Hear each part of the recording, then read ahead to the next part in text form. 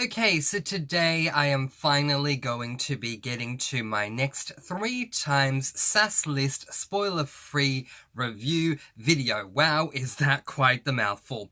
We don't have a lot of time to film this, and I'm quite behind on these videos in this series, so we only have enough time to jump into the intro. Welcome back to Mr. Francy Rees! Let's go!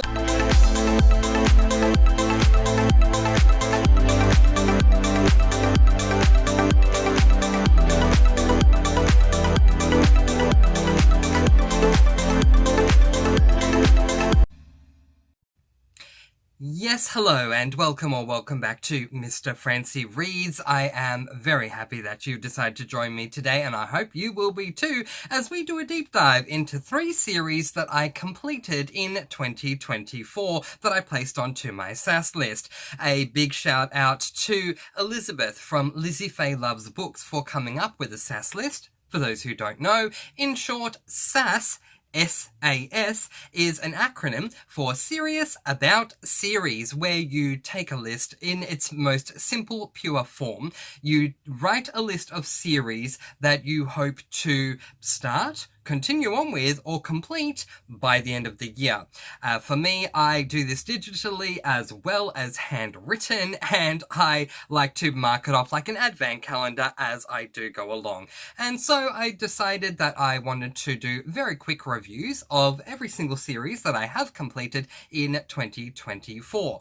Not all of the series that I completed in 2024 did I start in 2024, but all of these series were completed in 2024. So we have 3 series that we are going to discuss today, and 2 of them are by the same author. There you go. Let's start with the first one, and I am talking about a series that my only issue, when I do my reviews with any type of book or series, the purpose for me is to try and review in a way that will help you to determine if this is the right book or series for you.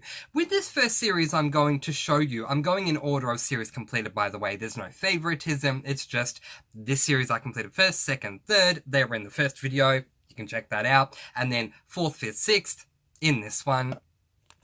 And my only issue with the series I'm going to show you first is that we're not getting any more books in this series. And unfortunately, it has nothing to do with the response of the readers. It has nothing to do with the author's willingness to keep going, and everything, unfortunately, to do with the fact that the publishing company no longer exists. I am talking about Amanda Flower's Piper and Porter series. It is a duology that unfortunately won't continue. It is an adult cozy mystery duology, starting off with Dead End Detective by Amanda Flower, and then Frozen Detective finishes it off by Amanda Flower. What can I tell you about this series? So, we are following an amateur sleuth in this series, and I had her name before we started, Darby Piper. I'm sorry, it has been a number of months since I read this series, and while I remember plot details, situations that occur, who the victim is, who the killer was. I'm really bad with names, so I just sometimes have to look at, oh, what was the name? And when you read over 100 books a year, I hope you can forgive me. But yeah, we're following Darby Piper, who is, unlike most cozy mysteries, she's not an amateur sleuth. She is a private eye detective, and she is hired to solve cases. So unlike your typical cozy mystery series where we have this main character in book 1 that is just a standard main character who somehow comes across a mystery, 99% of the time that mystery being a murder or a death, someone's been killed, and they have some sort of motivation to try and work out themselves who the killer was, because most of the time they claim police inadequacy. But in this series, this is actually Darby's job. Her job is to be a private eye, is to be a detective. So do you call it a cozy mystery series given that we're not following an amateur sleuth? I do, because the majority of this series is extremely cozy, and if its author, Amanda Flower, is known for anything, it is writing extremely cozy mysteries, and yeah. Not sorry, actually. I was going to say I'm sorry to say, but I'm not sorry. I'm not sorry at all to say that my favourite female author of all time is Amanda Flower, who writes cozy mysteries. Incidentally, my favourite male author of all time is Brandon Sanderson, who writes fantasy. But, I love Amanda Flower because she has that ability to take any sort of situation and make it extremely cozy. But also, her books, generally speaking, are books that I love. And I loved these two. I don't want to go into too much detail. I will quickly give you the star ratings though. 5 stars, 5 stars. I mean, this is book 1. Sorry, 5 stars, 5 stars. Yeah. The only unfortunate thing is that we're not continuing on. I think that, what was her name again? Darby is a wonderful character to follow. She's instantly likable. Amanda Flower is, synonymous? What is the word? Known for, adding animals to every single cozy mystery that she writes, and this one is no exception. As I say, despite the fact that we're following an actual private eye, rather than an amateur sleuth, the series is still extremely cozy. I can't give you any cons for this series because I just love it so much, and gave them both 5 stars. I think the only implied con, if it is a con for you, is the fact that we're not following an amateur sleuth, we're following a private eye, which I've now said 4 times and I am mindful of. But aside from that, I think that these 2 books are going to be a cozy mystery reader's dream. And if you love Amanda Flower, I definitely think that you will love reading these books. If you have not read Amanda Flower before, I would not recommend starting here. I'd recommend starting with her Amish Candy Shop series, which is quintessential Amanda Flower. But I think if you already know Amanda Flower and you've read a lot of her works, I highly recommend... Sorry about the lighting. I love my camera. I highly recommend picking up this series because it was absolutely wonderful. I don't love every book Amanda Flower writes, contrary to popular belief. I don't love every series that Amanda Flower writes. So just wait for the next series I'm going to talk to you about. But I have to say that I love this series. And if you love the coziness that comes with Candy Shop or any other Amanda Flower series that you have read, then I do highly recommend the series. If you've not read Amanda Flower before, read Amish Candy Shop, a couple of those first, so that you can get a bit of a rough idea of the type of author Amanda Flower is and if that works for you. And if it does work for you, then yeah, I absolutely would recommend jumping into this next, because it's only 2 books and they are both absolutely fantastic. An absolute 10 out of 10 stars for the entire series as a whole. Highly recommend. Just a quick thought when it comes to Amanda Flower. I have actually been moving my books around on my bookshelves. I mean, growing up, kids love doing different things, and I remember my sister having a dollhouse that she loved to play with. My dollhouse is my bookshelves. I love changing things up and playing with my bookshelves. I'm sorry, I feel like I'm on red here saying it, but it's true. I love playing with my bookshelves, and one day I would love to have a career where I can just walk into someone's home and then, make over their bookshelves.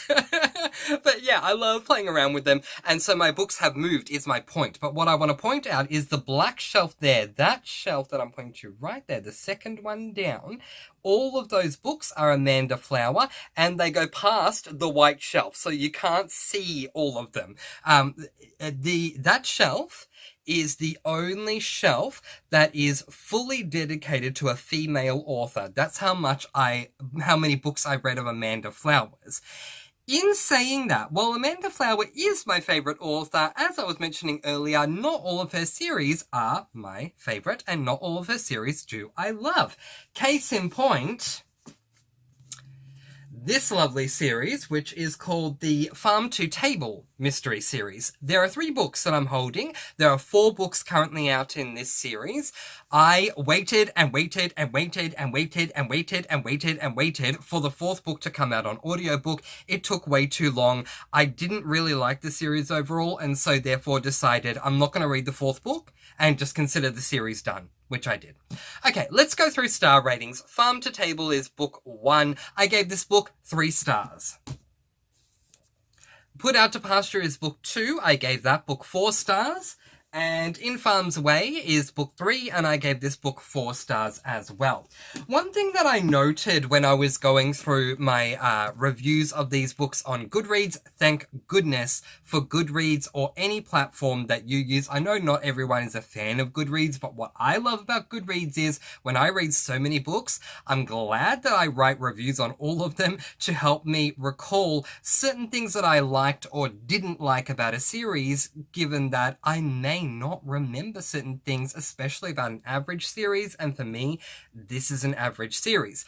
That's an unpopular opinion. I'm going to tell you that right now. There will be a lot of people who would refute me and say, Mr. Francy, you don't know what you're talking about, this is absolutely amazing, but in my humble opinion, I just didn't like this series, and one of the reasons why is because when I go into reading a cozy mystery book, let alone a cozy mystery series, I personally go in for the cozier aspects.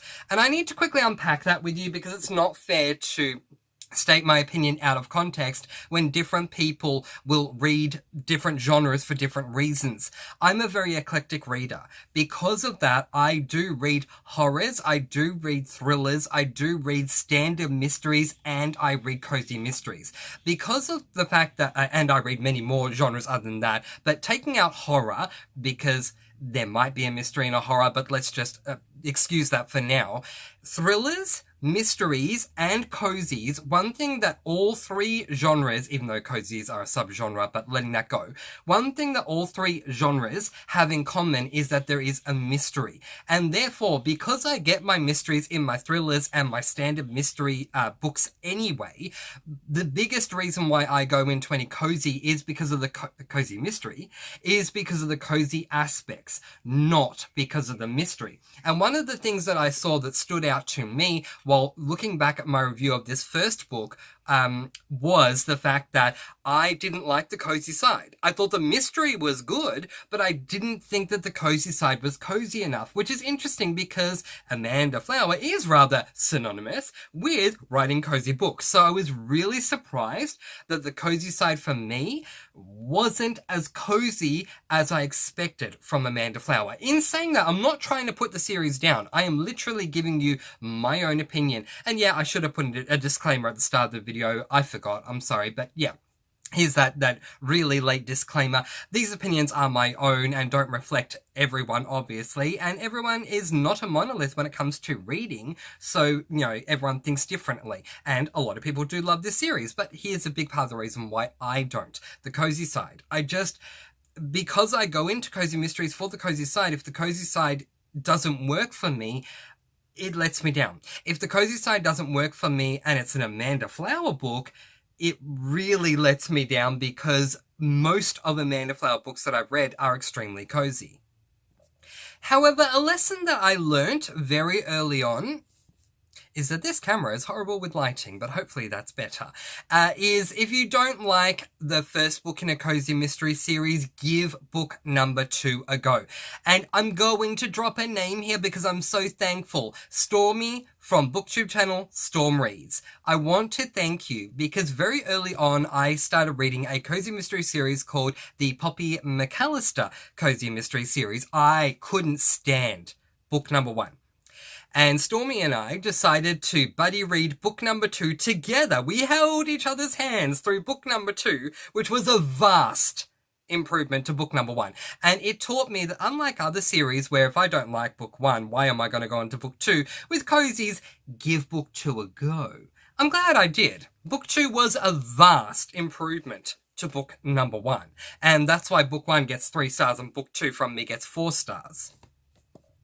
I found the plot to really pick up in this one, and I found it to be, like, the plot, when I say the plot picked up, what I mean is that my interest picked up in this one. The plot, and it was really, really intriguing. There were twists that occurred along the way that were really surprising as well, and I found the ending to be really, really good also. So, you know, yes, I can judge book one in any cozy mystery series and say, I don't like this.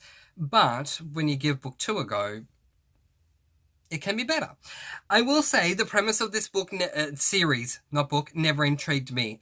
I'm not giving you the premise because it's pretty obvious. It's the farm to table series. So we are dealing with a protagonist, Shiloh Bellamy, who is running a farm and trying to, grow veggies and things like that. And it's just not my cup of tea. And it is to a lot of other people, but it's just not for me. So therefore, the saving grace for me personally has to be the mystery in this series, because the cozy side doesn't interest me. But if that does interest you, a lot of people love it. So, One con that I gave this book in particular is something that I'm starting to see that a lot of cozies do anyway, but it's still a con for me personally, and if I don't mention it in a review, and if no one does, then maybe it will never change. So this depends on how you see this particular situation. But as someone who has grown up always loving mysteries, no matter in what form it is being presented to me, one of the biggest things I love about any sort of a mystery is getting that reveal. Who did whatever it was? Why did they do it? How did they pull it off? It is very satisfying to get a very detailed reveal. In cozy mysteries, a lot of the time what tends to happen, and I'm sorry to put a downer on anyone who hasn't read a cozy series before, because I love my cozies, but most of the time what I see happen is we get all the way up to the second last or the last chapter, we finally get the reveal, and it is, oh, it's you. Yes, it was me. I'm going to try and kill you because now okay, I didn't kill you because you got saved because it's a cozy mystery, and now this killer or whatever has been arrested, goodbye. And the reveal is very, very, very brief, and I really can't understate how much that annoys me, especially if I'm really into and enticed by the mystery itself. It feels like all this time I'm trying to work out the who, what, where, when, why, and when we finally get the reveal of the who, yay, at least we've got that, but now I need more. I need to know the what, where, when, why, how, in detail, and I feel like it's just not done. And in this book, I definitely made that as a point, saying, the reveal was way too quick. There was not enough time spent on the reveal. Look, in saying that, I think overall, the series, as in my humble opinion, the series is fantastic when it comes to the mystery side. But because I go into my cozies for the cozy aspect, I just didn't think that the cozy side was good for me. If you are someone who loves the idea of exploring the whole farm to table situation, then maybe it will intrigue you. I picked this series up because of the fact that Amanda Flower is the one who wrote the series. Guilty, I did. I probably should have listened to my instincts and thought, well, you don't really like the idea of this cozy, so why are you picking it up? Anyway, at least now you know why I wasn't a big fan of this series and why I won't be going on to read Cherry Pit something. Crime and Cherry Pits, book number 4 in the series. The final series I'm covering today, and the, 6th series that I completed in 2024, was the VRC, Vampire-Related Crimes series by Alice Winters.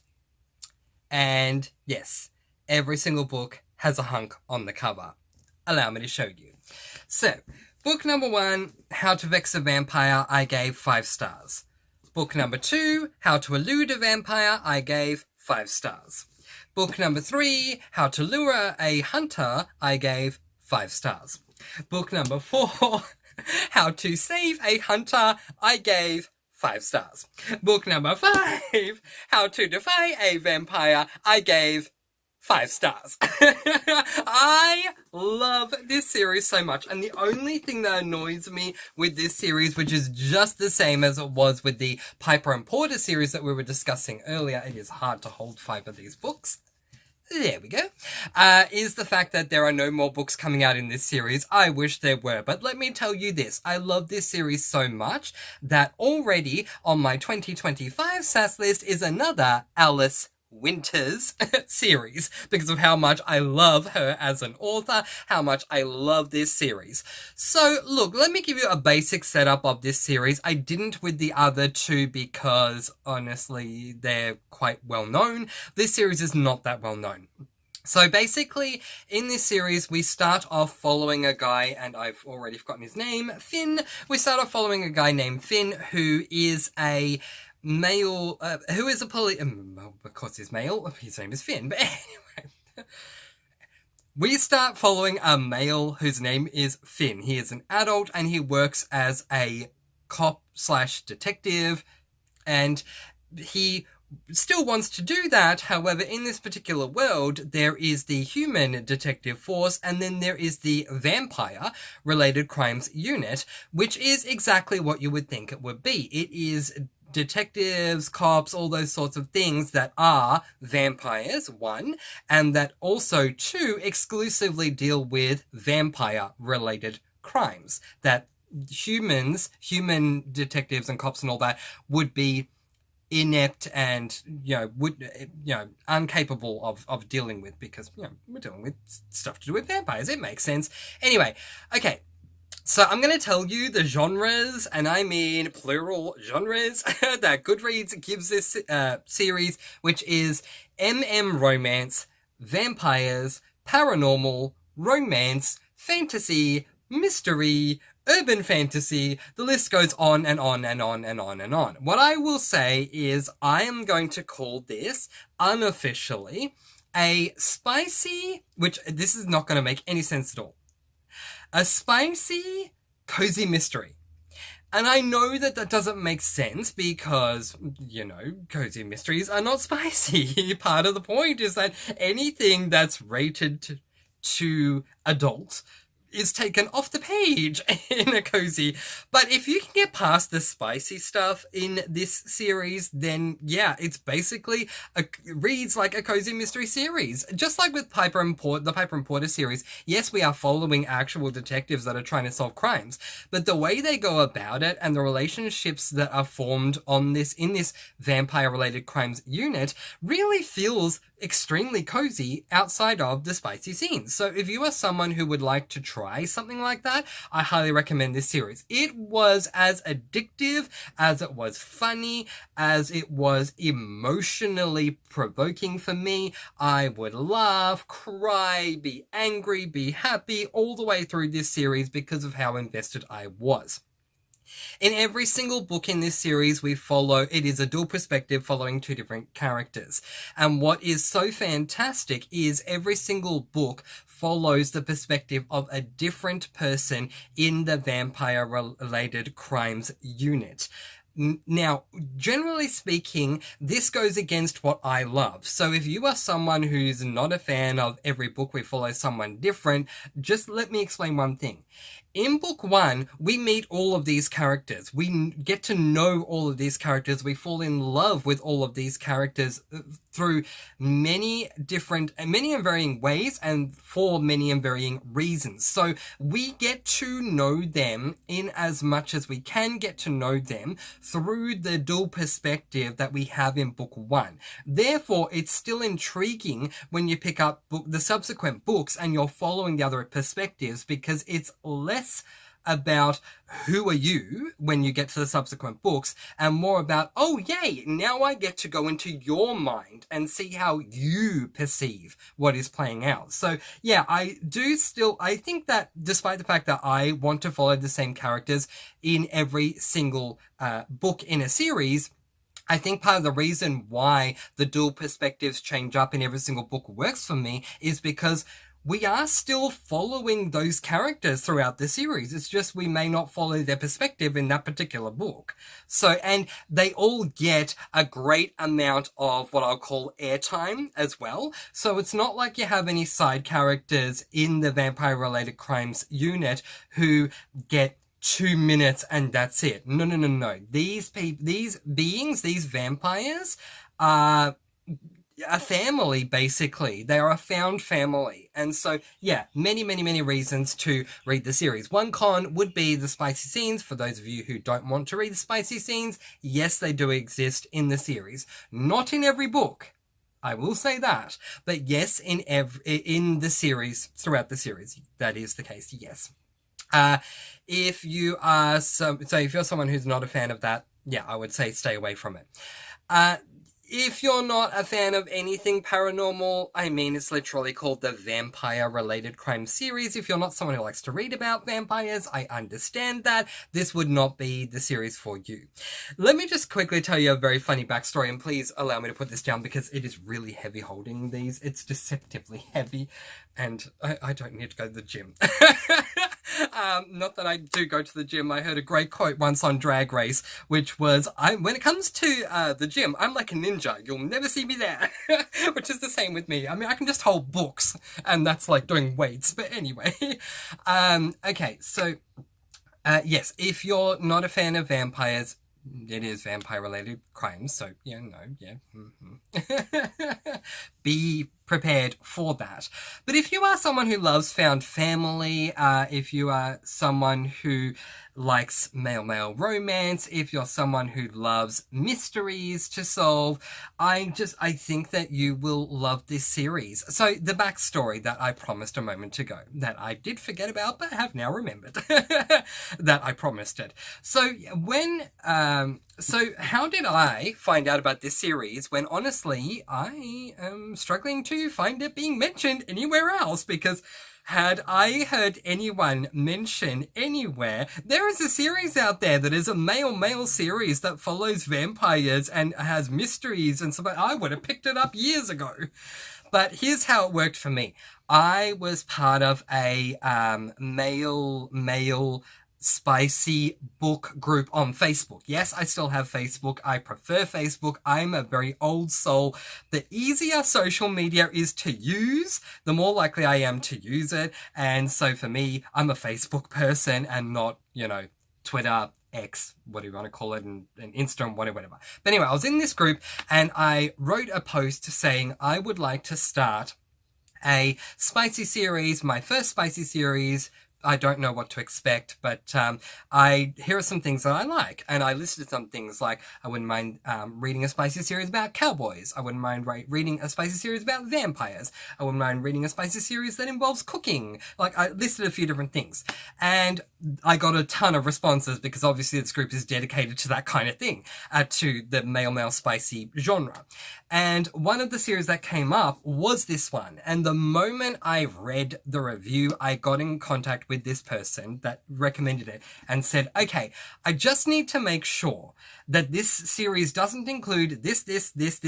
And that person said, no, it doesn't. It doesn't include any of that, but it does include this. And I said, well, that's what I want. And I started it and I loved it.